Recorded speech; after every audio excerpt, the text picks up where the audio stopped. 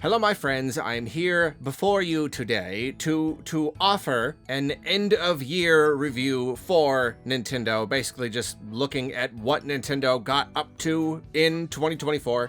And this is not comprehensive. I'm not going to go over everything, obviously, because there's way too much to talk about. You know, all of the stuff that they announced and did and released and all that stuff. Just going to kind of try to pick out the most notable stuff to me. And we're going to do this in 3 chunks. We're going to start with the presentations, then we're going to go over the happenings, and then the big one, the releases. So we'll start with the presentations. There was only one major Nintendo Direct this year, and so Nintendo leaned a lot more into their kind of like smaller satellite presentations. You know, we had the usual couple of Indie World showcases, but then we had 2 partner showcases, just showing off third-party stuff, one of which revealed, against all odds, a new Endless Ocean game. That was exciting until it, released. That period of time after it was announced and before it released, that was a really great and exciting time for Endless Ocean fans. Very happy for them. But of course, there were a lot of other third-party games announced during those presentations. The Switch is still just getting loads and loads and loads and loads of third-party stuff. Then we had a Pokemon Presents, which revealed a new Pokemon Legends game, Pokemon Legends ZA, which was a little bit hard to announce the game so early in the year, but announce it for next year. It feels like we've already just been waiting forever. But that was great, early in the year. Again, since we didn't get a regular Nintendo Direct in February, it was great to have just a really nice, big, meaty game announcement at that time. On Mario Day, they did a little presentation where they announced that the second Mario movie is officially in development. Not really a surprise, but it's still nice to get the confirmation, especially because they announced that they're making a Zelda movie a few months before, at the end of 2023. So, I don't know, it's nice to at least know that they can and will work on multiple movies at once. I mean, there are 2 Nintendo movies now in development. That is pretty exciting. And then this year, they really leaned on the Nintendo Direct format for non-video game related things. And I think that's pretty cool. We had the Nintendo Museum Direct before they opened the museum, and I think we all found it a lot more entertaining than we probably expected. It's a really fun little presentation. The museum itself looks really delightful, and it was all with Miyamoto, and he was all really enthusiastic. It was very, very charming. And then there was another Nintendo Direct for the new Donkey Kong area of Super Nintendo World. So I really like that whenever they've got anything to show off, they don't have to create their own separate press release thing for it. They're still willing to just call it a Nintendo Direct to give us all this news and stuff and these tours, and I think that's fun. I think it's a really good idea. But then, of course, best of all was that June Direct. We only got one single major Nintendo Direct this year, but clearly they took all of the announcements that would have been spread out among a few Directs and crammed them all into this one. This was a year's worth of announcements in just one Direct. It was so packed, and it was so funny because this was halfway through the year, and this was, it's the last year of the Switch before the Switch 2. It's a breather year, it's the calm before the storm. They're not gonna have that much, and then they give us this Direct, and it's just packed with announcements, so many of them for the second half of the year. All at once, all of these games just existed, and so, I mean, yeah, we got a new Mario and Luigi, which obviously is just an amazing thing. It's been a long time since the last one. They revealed Mario Party Jamboree, basically the biggest Mario Party ever, and even more of a return to form of the kind of Mario Party game that a lot of people are looking for. They revealed Echoes of Wisdom, a new top-down Zelda, and one starring Zelda herself, which is that's a double whammy of an announcement right there. And then we had some smaller stuff. Donkey Kong Country Returns HD and Luigi's Mansion 2 HD, not the most exciting things in the world, but still very, very solid. Nintendo World Championships NES Edition, a couple good third-party bits in there. Marvel vs. Capcom Fighting Collection, for a lot of people, that was the reveal of the entire year. And then Ace Attorney Investigations Collection. So all of that, and then at the end, finally, Metroid Prime 4. They finally did it. 2024 was the year where Nintendo finally gave us a real and true reveal of Metroid Prime 4 with gameplay and everything. And personally, I liked that. I thought that that was a very, very cool thing. I know there's some debate on like how the game looks, or it's like not different enough or whatever, but like I don't know, I'll say it again. It's clearly a very early look. I really love everything that I've seen. I think it looks amazing. So yeah, that was the June Direct. It was just so many announcements, so many games, and so many of those games for 2024. Absolutely amazing. Sure, we didn't get a Direct in February or September like usual, but like, yeah, it wasn't too felt. The absence of the other Directs, it was a little easier to take. So now let's move on to happenings, the stuff that Nintendo got up to, the stuff that they did. Well, after all of this just endless speculation online, Nintendo finally threw us a little bone. In May, they announced that the Switch successor was coming. They didn't really give any other information. They basically just confirmed, yes, there's gonna be a new one. We're gonna reveal it before the end of the fiscal year, and there you go. But you know what? That was good enough for us. It was essentially confirmation. They didn't, they confirmed when they were gonna reveal it, not necessarily when they were gonna release it, but they're not gonna release it that far after revealing it. So this was basically confirmation that yes, we're definitely getting a new Nintendo system next year. So that was nice. Slightly less fun. This was the year when Nintendo finally completely shut down the Nintendo Network on 3DS and Wii U, the complete and utter end of online services for those consoles. And that was, a little sad. Back to good news, 2024 was the year when Nintendo acquired Shiver Entertainment, which is pretty exciting. Nintendo does not often purchase companies, purchase game developers. They could a lot more than they do, but it's not really their style. And so they bought Shiver Entertainment, which was a little company that most people had not heard of. Apparently they specialize in porting games.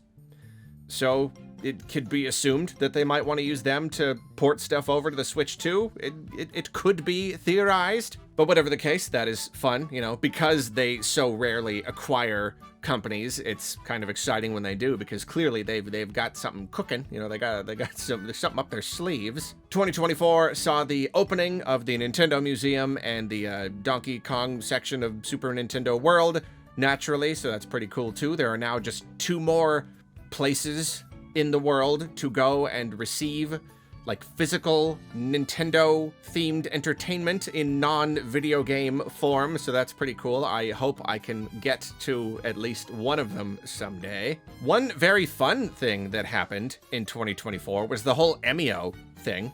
Nintendo revealed a brand new Famicom Detective Club, which itself is just very, very awesome. It's such an old series, and it feels like we were lucky enough to get the remakes, and yet now like a brand new one. It's really cool. And of course it was the whole like who is Emio I don't know, campaign, I suppose you could call it. They just had like a really vague teaser of just some sort of Emio spooky bag face guy. And during that period of time when we had absolutely no idea what it was very exciting. Everyone's trying to figure it out. So that was fun.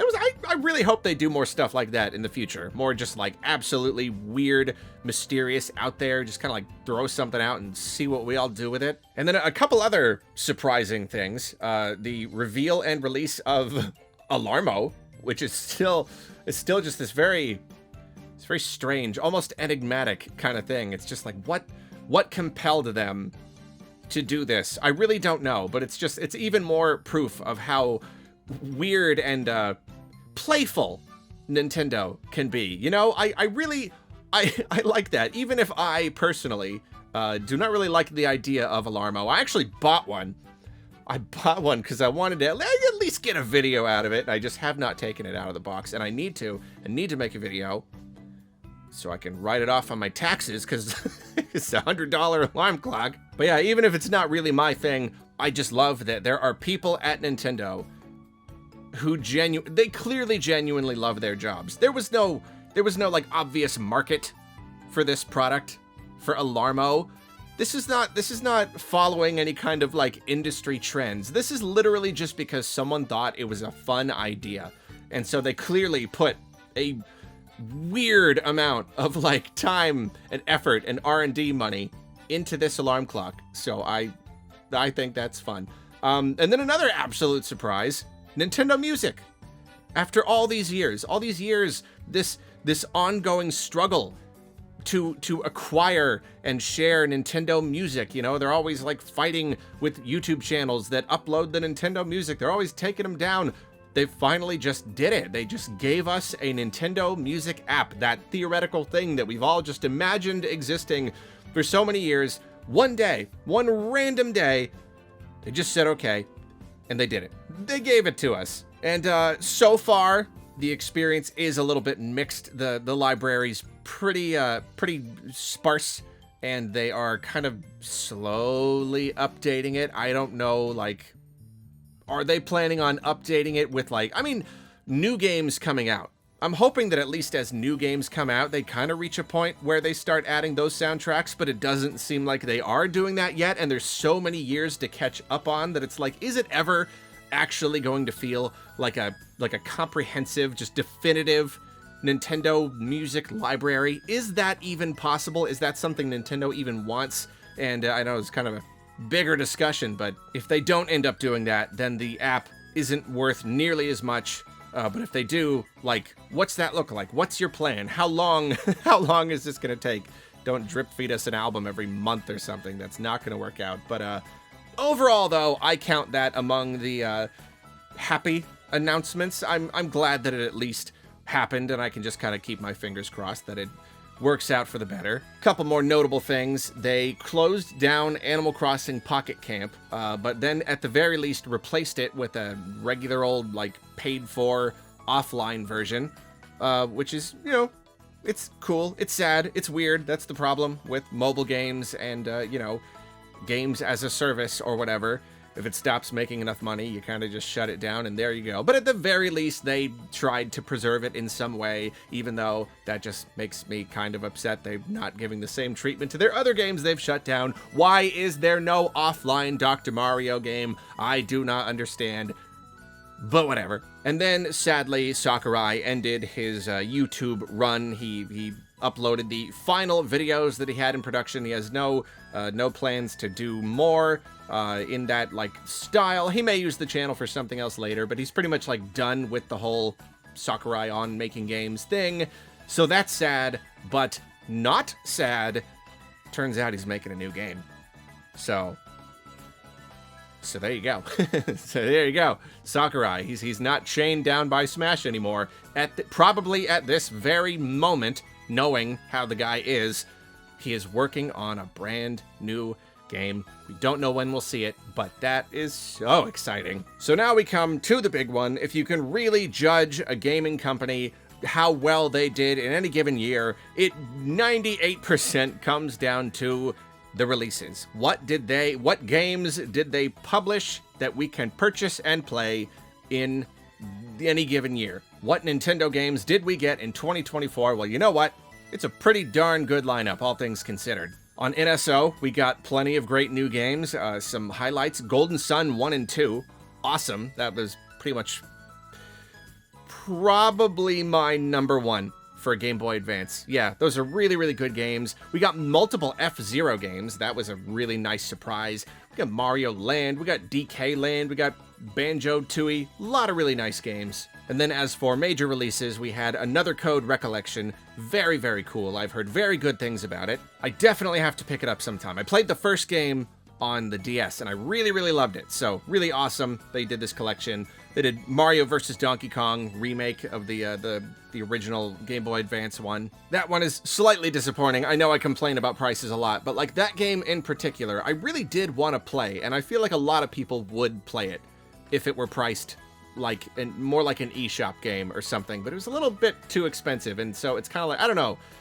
you're really limiting the reach of your series here. I feel like there are a lot of people that would play Mario vs. DK, but instead they just kind of, I don't know, they gave it a high price tag and they just kind of threw it out there and said, whatever, 1 million people will buy it and that's it, but whatever. It's cool that it exists, at least. Then we got Princess Peach Showtime. Reception to the game was like a little bit mixed, some pretty mixed opinions, but overall, it went over pretty well. Plenty of people, really enjoying the game. And, it's a brand new Princess Peach game, so that just all by itself, just the fact that it exists at all, I would say is very exciting. Then we got Endless Ocean Luminous, which had potential to be a little bit more exciting, but I heard, almost overwhelmingly negative things about it, unfortunately. It's still cool that it exists, though. And then, of course, we got the Thousand Year Door remake. Ended up going over really great. The whole thing was slightly tainted by the whole, 30 FPS argument or whatever, but I don't know. I still think that's probably the vocal minority. For the most part, it came out.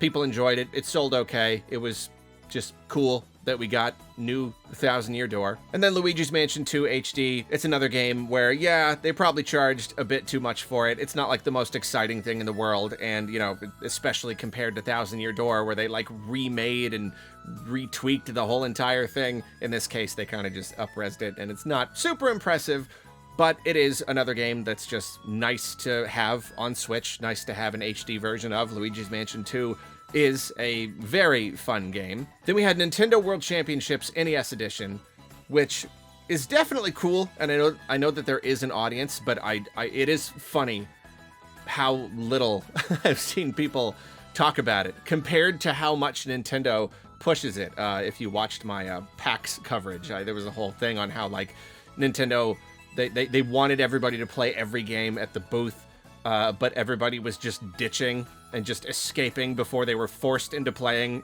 Nintendo World Championships NES Edition, because it's just kind of it's a fine game. It's just a little bit forgettable. But anyway, then we had the release of Emio the Smiling Man. Again, just a brand new Famicom Detective Club in the year 2024 to 200,024 is a pretty big deal. The fact that Nintendo is willing to dredge up these super old IPs, even though they know they're probably not going to do that great. They're not going to sell 10 million copies or whatever. Any other company would probably just not bother, but they're just whatever. It's a little project.